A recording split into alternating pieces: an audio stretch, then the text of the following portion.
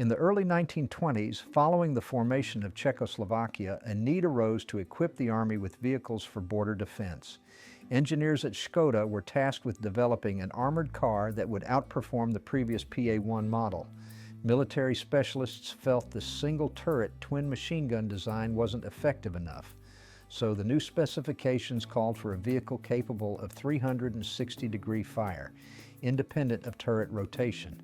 The result was an armored car nicknamed Zhelva, or Turtle, due to its distinctive hull shape. Designers used an unconventional layout with a symmetrical control system.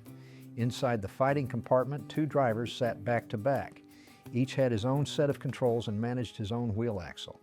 This setup allowed the vehicle to move forward and backward at the same speed, making it possible to change direction rapidly without having to turn the vehicle around.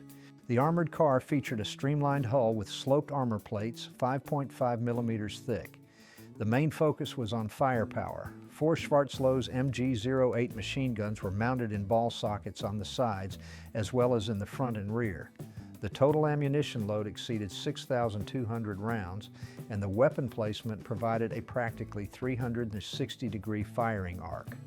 Located in the center of the chassis, beneath the floor of the fighting compartment, was a 4-cylinder engine with a displacement of 9,730 cubic centimeters and an output of 70 horsepower. Weighing about 7 tons, the armored car could reach speeds of up to 70 kilometers per hour on the highway. Its cross-country capability allowed it to ford water up to 1.5 meters deep, climb vertical walls 30 centimeters high, and cross trenches 45 centimeters wide. Access to the vehicle as well as ventilation was provided through a double-door hatch on top. In total, only 12 of these units were produced. In December 1924, the armored car was officially adopted by the Czechoslovak Army. 10 vehicles were distributed to combat units, while 2 were sent to training divisions to prepare drivers, since operating the vehicle required high coordination among the crew. Despite the impressive stated specifications, design flaws became apparent during operation. The driver sat a significant distance back from the narrow viewing slits, which severely limited visibility. In a calm setting, this didn't cause critical issues, but in combat conditions or when maneuvering in tight spaces, controlling the heavy vehicle could be difficult. Furthermore, switching from the front control station to the rear required following a strict procedure. The wheels had to be aligned parallel to the hull axis and the steering locked. The same actions were required when switching back. In a combat situation, this procedure took time, creating additional risks for the crew.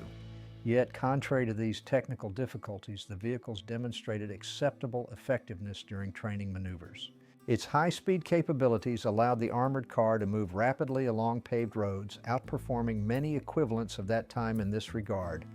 On rough terrain, however, the 7-ton machine's off-road capability and maneuverability decreased. This type of equipment was considered optimal for highway patrol and operations in urban conditions. The complexity of manufacturing the streamlined hull was compensated for by the presence of 4 Shvartsloze machine guns, which provided a high density of fire to counter infantry. In 1924 and 1925, despite interest from a number of states, exports were made only to Austria. 3 vehicles entered the service of the Vienna Police Department. One of the armored cars was modernized by installing a commander's cupola, which improved visibility and fire coordination capabilities.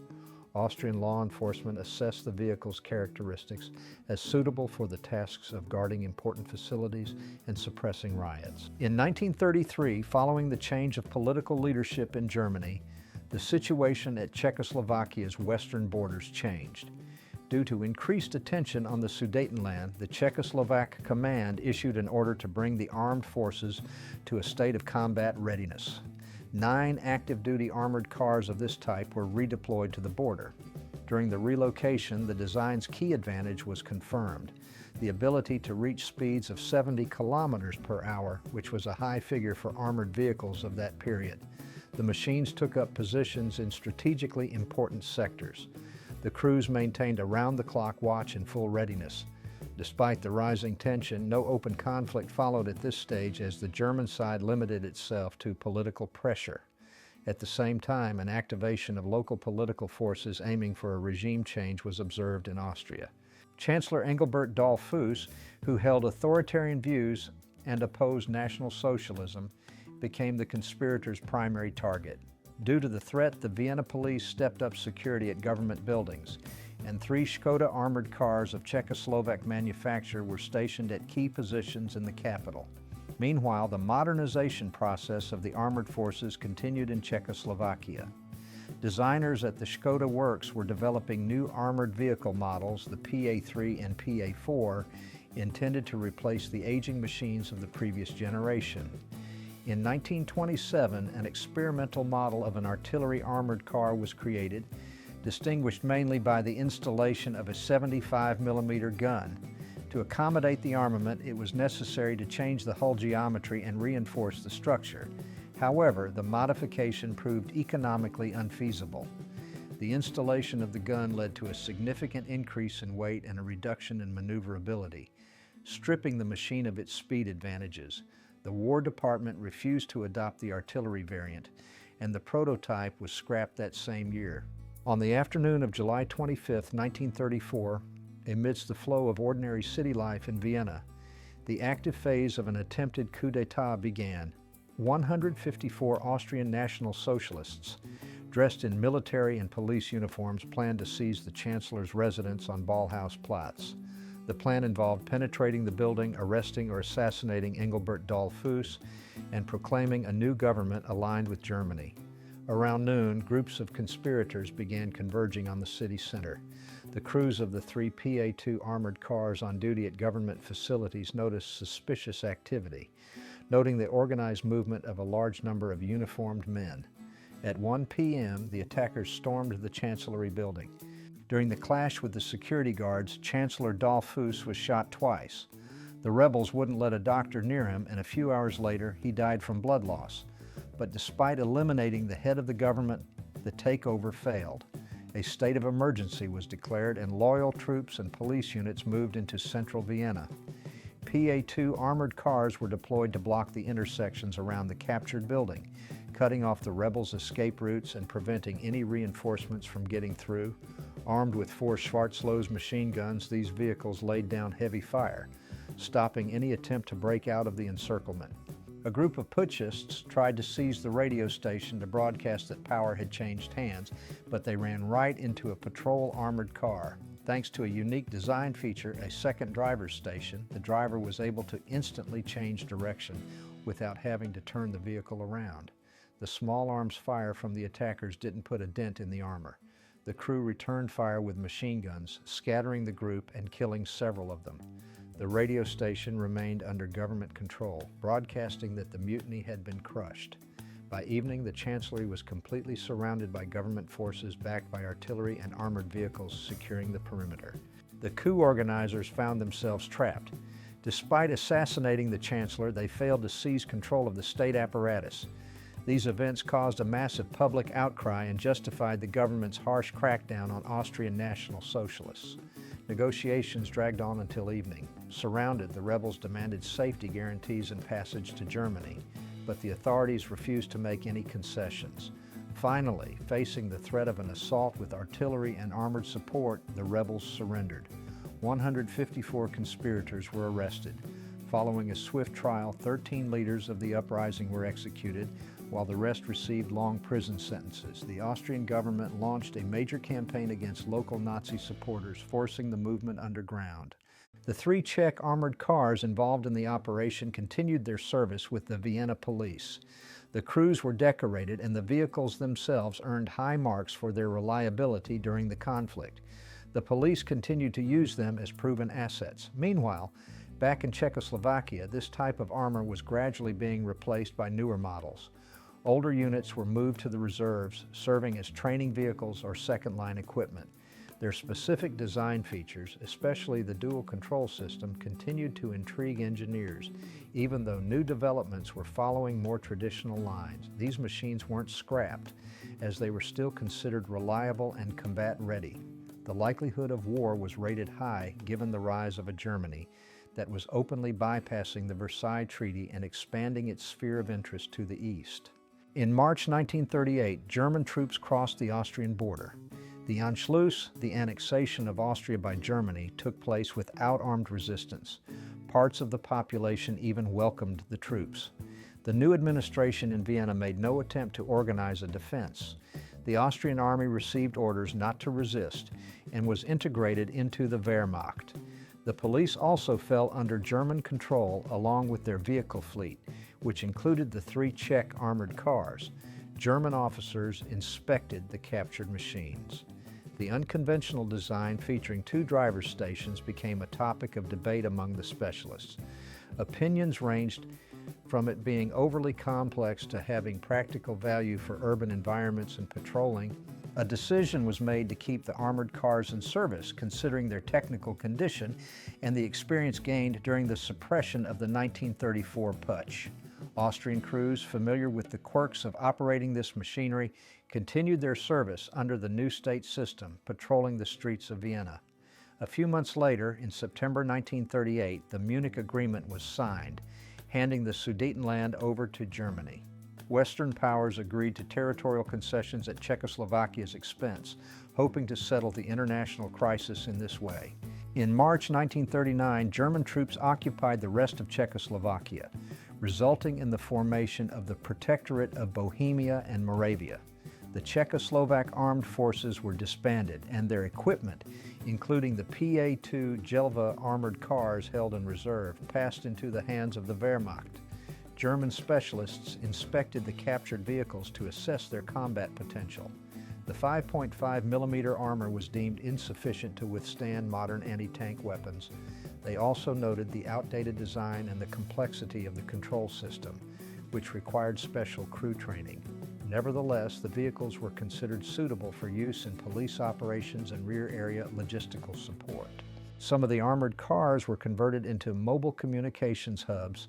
Given the massive size of radio equipment at that time, part of the machine gun armament had to be removed just to fit the gear and set up operator stations. The antennas were mounted on special masts that were deployed once the vehicle was in position. These machines were used to coordinate actions, maintain contact between garrisons, and transmit orders. The armored hull protected the equipment and personnel from small arms fire and shrapnel, while the wheeled base allowed the communications unit to move quickly to wherever it was needed. The remaining captured units were sent to the police forces of the Protectorate. The German administration used them to patrol supply routes, guard strategic facilities, and suppress resistance efforts. Equipment that had previously been intended for the Czechoslovak army was fully integrated into the security structures of the new authorities, carrying out tasks to enforce the established order. With the outbreak of World War II on September 1, 1939, and the subsequent expansion of the conflict, these obsolete armored cars continued to serve in rear areas, far removed from the front lines, since their light armor could not withstand hits from anti-tank artillery or anti-tank rifles. Using these machines in combined arms combat was out of the question. However, their characteristics remained acceptable for police and security missions. In Vienna, 3 armored cars of a similar type continued to be used for street patrols as part of the law enforcement forces of the Ostmark, the name given to Austria after its annexation by Germany. The crews changed, but the vehicles themselves, with their distinctive silhouette, 4 machine gun points, and dual control system, remained in the ranks. The operation of these armored cars continued for a long time, despite the design being obsolete and the shifting military-political landscape. By the spring of 1945, Germany's situation had become critical. Soviet troops were advancing on Berlin, Allied armies were pushing in from the west, and active combat had unfolded across Austria. The Red Army, advancing through Hungary, aimed to take Vienna. The city was preparing for defense, shelters were being built, and the garrison was taking up positions. The Vienna police had 3 PA-II Zhelva armored cars at their disposal. Under these conditions, the distinction between police and military duties practically vanished. On April 6th, Soviet units entered Vienna's suburbs and street fighting began. The German command deployed all available resources, including Volks, Sturm squads, and police units. The armored cars proved ineffective against modern weaponry. Their armor offered little protection against heavy machine guns and anti-tank weapons. A decision was soon made to pull the vehicles out of the active combat zone to preserve them. On April 13th, control of Vienna passed to Soviet troops. The period of Allied occupation began. The Soviet leadership viewed Austria not as part of Germany, but as territory being liberated, so annexation was not on the table. Under the supervision of the Allied administration, new local authorities began to form, and police structures were restored to maintain law and order. The 3 armored cars were found in a garage on the outskirts of the city, where they had been evacuated before the fighting ended. The equipment was in decent condition. Despite minor body damage, the machines remained combat-ready. The Soviet command handed the discovered vehicles over to the forming Austrian police. Given the post-war transport shortage, having operational armored vehicles was a major asset. Austrian specialists conducted a technical inspection. The Skoda engines, despite their long service life, were still operational, and the Shvartsloze machine guns needed maintenance but were functional. The dual control system also worked. After maintenance, repainting, and the removal of German markings, the armored cars were put back into service. Thus, the vehicles returned to the control of the Austrian agencies that owned them before the Anschluss. The situation in post-war Vienna was defined by ruined city infrastructure, large numbers of refugees, and a complex crime situation, including looting and black market activity. The reconstituted police used the armored cars to patrol streets, guard food warehouses, and escort humanitarian shipments. The sheer sight of armed vehicles and their mobility helped maintain public order. However, the service life of these machines was coming to an end due to their aging design, which had been developed in the early 1920s.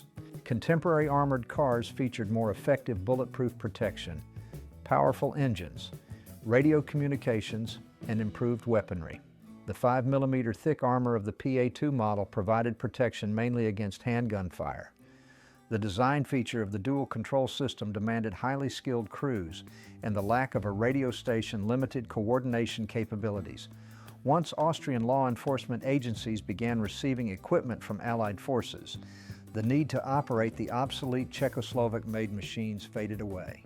By the end of 1945, all 3 vehicles were permanently decommissioned. Their weaponry was dismantled and placed in storage while the hulls were sent to be melted down. These machines had served for 2 decades under 3 different political regimes and saw action in several historic events, including the suppression of an attempted coup. The reclaimed metal helped fuel the post-war economic recovery. With that, the service life of this armored car series in Austria and Czechoslovakia came to an end.